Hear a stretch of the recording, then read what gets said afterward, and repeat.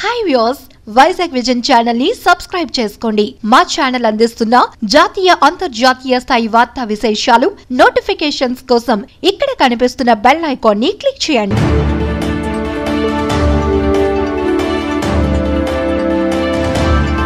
మనకున్న దానిలో ఆపదలో ఉన్న తోటి వారికి సహాయం చేయాలని చెప్పిన స్కూల్ టీచర్ పద్మావతి గారి స్ఫూర్తితో journalist Varalakshmi, video journalist Amar దంపతులు తమ స్నేహితుల సహకారంతో నిరుపేదలకు సాయం అందించారు.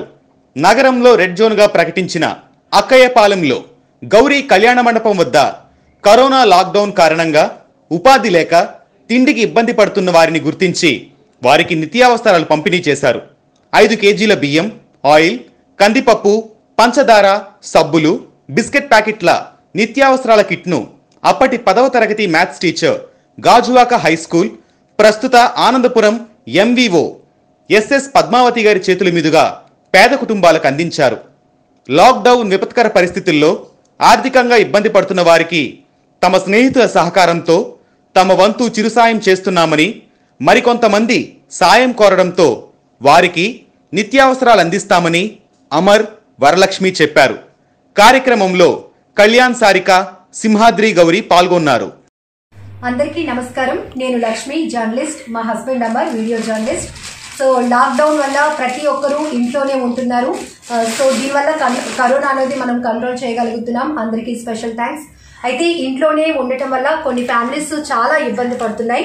ఎందుకంటే వాళ్ళ ఇంట్లో వాళ్ళు బయటికి వెళ్తే కానీ పూట గడవని స్థితిలో చాలా ఫ్యామిలీస్ ఉన్నాయండి.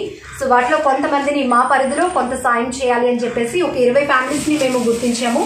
ఆ 20 ఫ్యామిలీస్ కూడా చాలా అంటే చాలా ఇబ్బంది పడుతున్నారు. సో మా వంతు చిరు సాయంగా మేము ముందుకు వచ్చినప్పుడు మా ఫ్రెండ్స్ కూడా మాకు సపోర్ట్ చేశారు.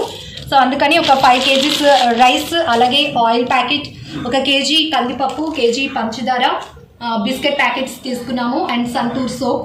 సో ఈ కిట్ అంతా కూడా మేము ఆ ఫ్యామిలీస్కి అందించడం జరుగుతుంది. అంటే మేము ఏదో చేసామని కాదు, కానీ మీ పరిధిలో మీకు తోచిన సాయం మీరు కూడా కొన్ని ఫ్యామిలీస్కి చేస్తే ప్రతి ఒక్కరు కూడా కొంత కంఫర్ట్గా ఉండటానికి బాగుంటుందండి. ఒక చిన్న ఊరట కలిగించిన వారం అవుతాం. తప్పకుండా మన పరిధిలో మనం చిన్న సాయం చేయడానికి ముందుకొద్దాం. Thank you so much. నమస్తే.